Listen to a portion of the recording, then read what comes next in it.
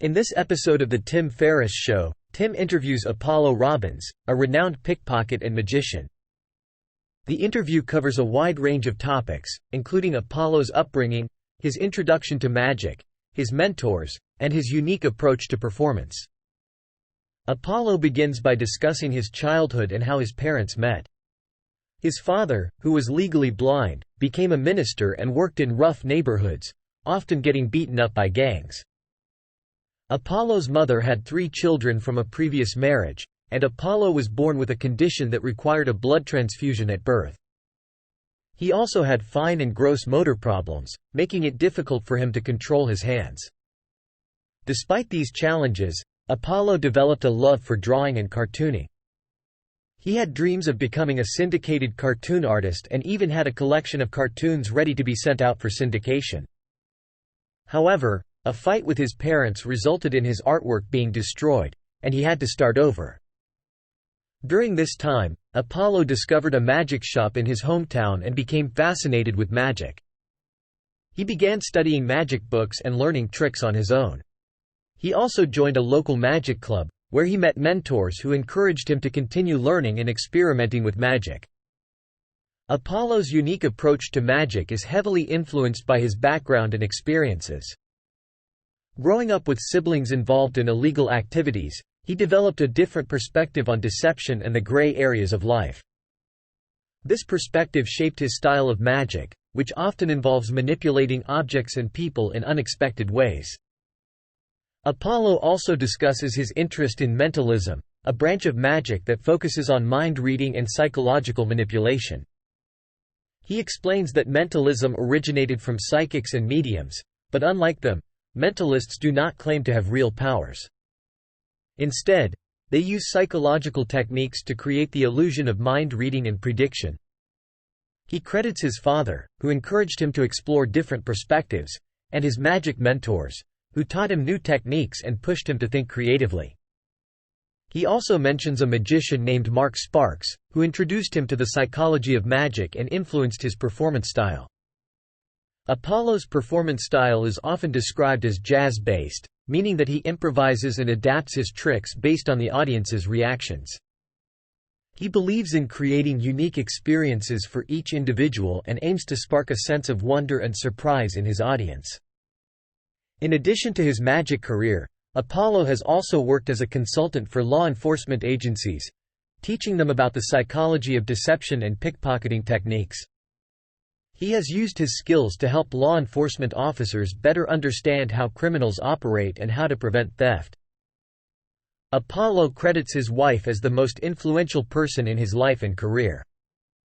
He explains that she encouraged him to explore the broader applications of his skills and to think about how they could be used to solve bigger problems in the world.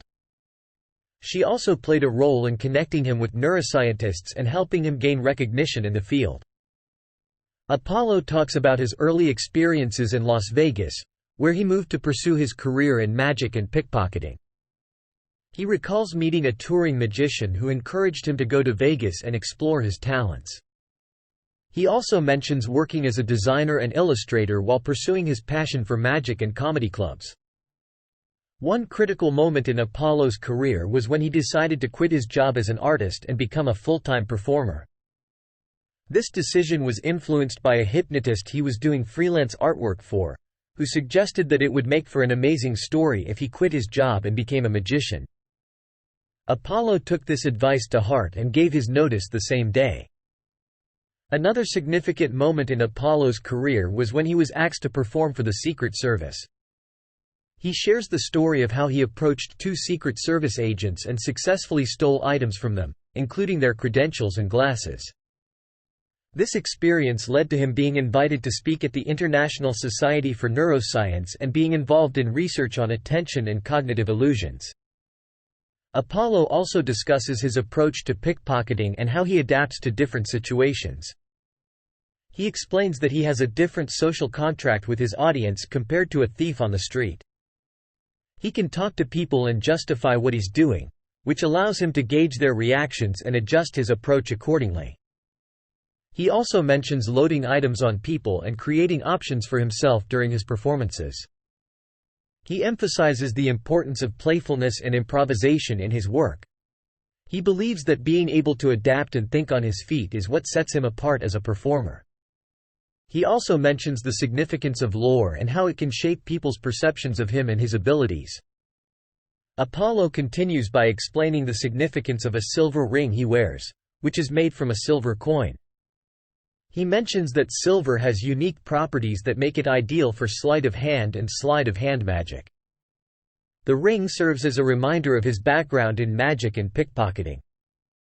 Apollo then delves into his style of deception and how it sets him apart from traditional magicians. He emphasizes the importance of understanding the psychology of attention and perception in order to effectively deceive people.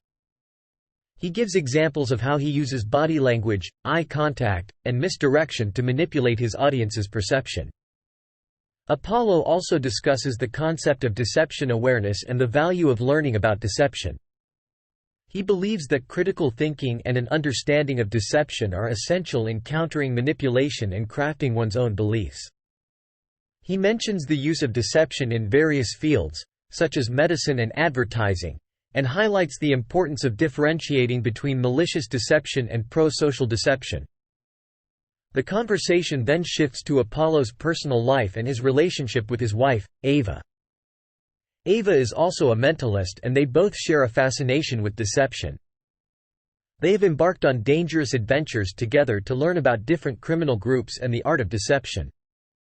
They teach their daughter about deception and its role in society, emphasizing the importance of intent and critical thinking.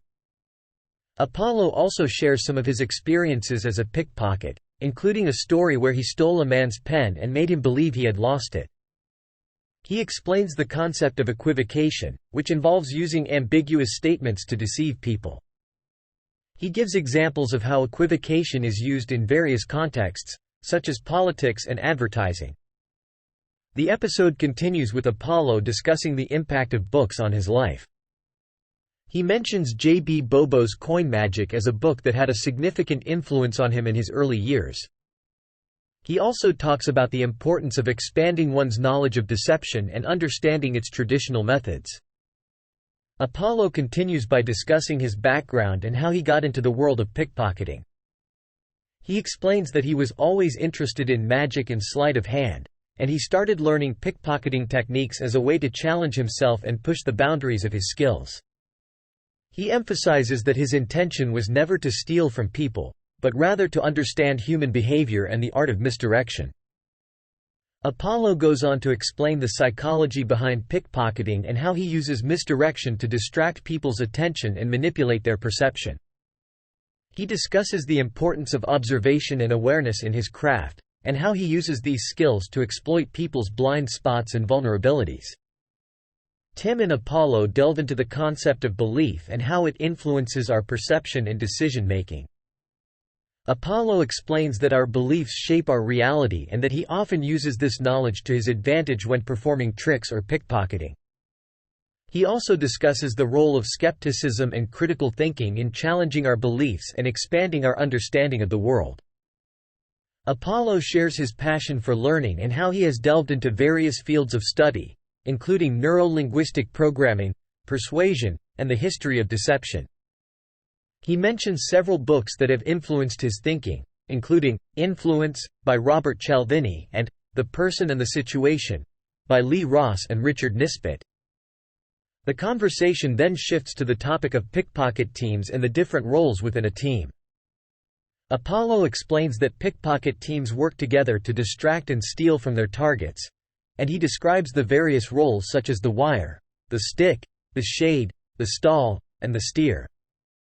He also discusses the importance of situational awareness and offers advice on how to protect oneself from pickpockets. Apollo introduces his new project, The Illusion of Knowledge, which aims to educate people about deception, human behavior, and critical thinking.